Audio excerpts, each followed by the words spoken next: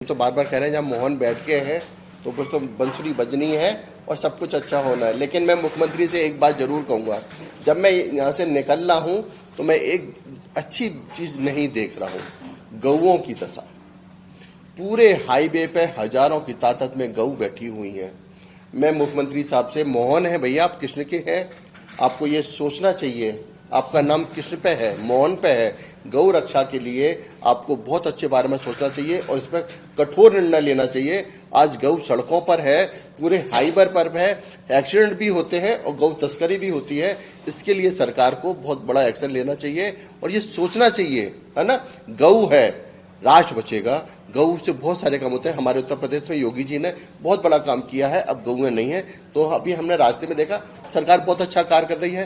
हिंदूवादी सरकार है, सनातनी सरकार है, राष्ट्रवादी सरकार है, सबका साथ सबके विकास की सरकार है। मैं मोहन यादव जी को बहुत बहुत साधुवाद देता हूँ। देखिए, वक्फ बोर्ड के लिए आधी से ज्यादा संपत्ति, सबसे ज्यादा संपत्ति पर कब्जा वक्फ बोर्ड का है। ये सरकार ला रही है, बहुत अच्छा कार्य कर रही है। इसमें मालूम पड़ेगा इन्होंने कितनी जमीनें दबाई हुई हैं। मैं फिर कह रहा हूं, हमारे मंदिरों पे सरकार की निगाह है और मस्जिद और वक्फ बोर्ड पे आप देखिए सरकार नहीं कर रही है। हम वैसी सरकार का स्वागत करता हूं, साधुवाद देता हूं।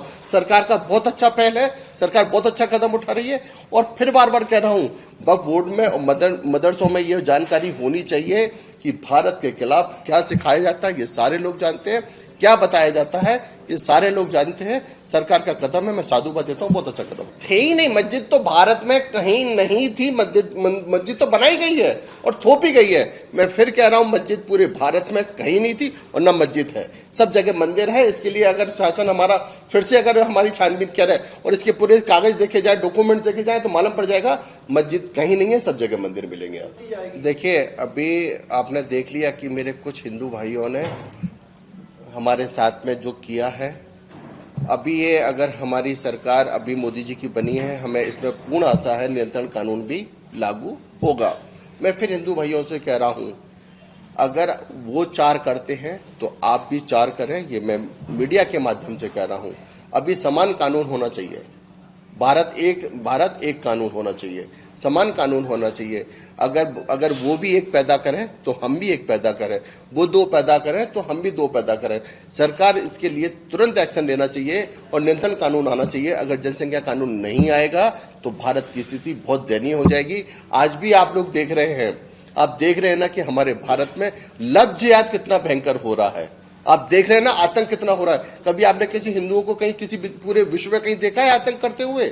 नहीं देखा है। हम लोग प्रेम और शांति की बात करने वाले हैं, ये लोग आतंक की बात करने वाले हैं, लव जिहाद की बात करने वाले हैं। और ये लोग और एक बात करते हैं कि इनका अगर और ज्यादा समय आएगा तो ये भारत को लूटने के लिए तैयार बैठे हुए हैं। मेरे सब सरकार को और हिंदू भाइयों को सोचना पड़ेगा।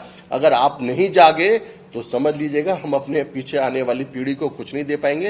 ये हमारा आपका सबका कर्तव्य है। ऐसी सरकार में और इस समय में अगर हम एक नहीं हो रहे हैं तो हम लोग फिर कब क्या कर पाएंगे। इसलिए सबको एक साथ होके देखिए, मेरे युवा भाई है ना, मिश्रा जी है ना, सहंस मिश्रा है, हमारे गुल भाई हैं, ये जितने भी युवा हैं, इनका आप जीवन देखिए ना, सिर्फ एक ही चीज के लिए लगा है, युवाओं को, सनातन धर्म को। इन्होंने अपना सारा काम फाम छोड़ के राष्ट्र के लिए समर्पित है। ऐसे युवाओं को आगे आना चाहिए। सरकार को ऐसे युवाओं को इस बारे में सोचना चाहिए और राष्ट्र के लिए समर्पित युवा है, इनके बारे में सोचना चाहिए। बहुत अच्छी बात कही आपने। हमने आपसे अभी एक बात और कही, हम उन लोगों का स्वागत करते हैं जो भारत में आके वंदे मातरम जय श्री राम कहते हैं। हम पूरे विश्व को अपना बनाने के लिए तैयार हैं। जो भारत में वंदे मातरम जय श्री राम कहेगा वो भारत में रहेगा।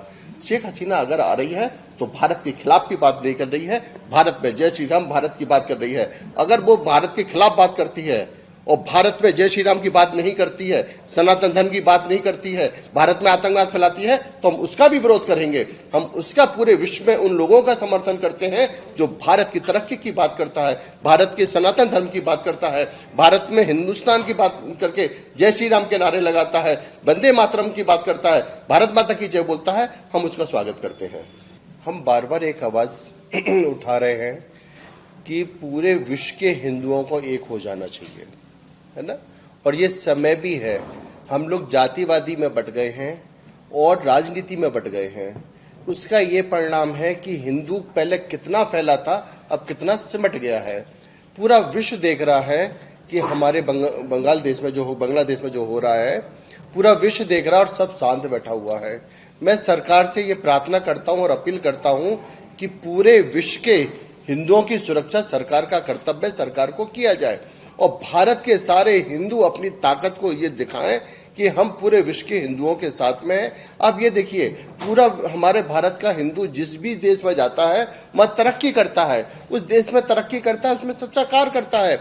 लेकिन वहाँ का व्यक्ति आके यहाँ पर आतंकवाद फैलाता है, इसके लिए पूरे विश्व को आवाज उठानी चाहिए। उनकी सुरक्षा के लिए पूरे भारत के हिंदुओं को, सरकार को जागरूक होना चाहिए।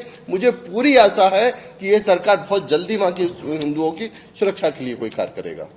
मैं तो फिर एक बात और कह रहा हूँ, हमारे हिंदुओं को उनकी सुरक्षा कर ली जाए, उनको या तो बांग्लादेश में ही कोई स्थान दिया जाए, एक नया देश बनाया जाए, या भारत बुला लिया जाए।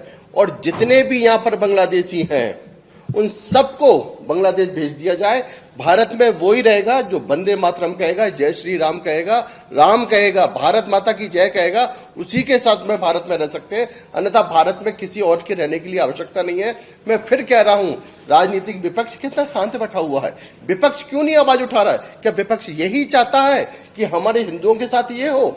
विपक्ष को आवाज उठानी चाहिए और विपक्षों को आगे आना चाहिए। अब सारे भारत के हिंदू देख लो, सारा विपक्ष शांत बैठा हुआ है, कोई आवाज नहीं उठा रहा है।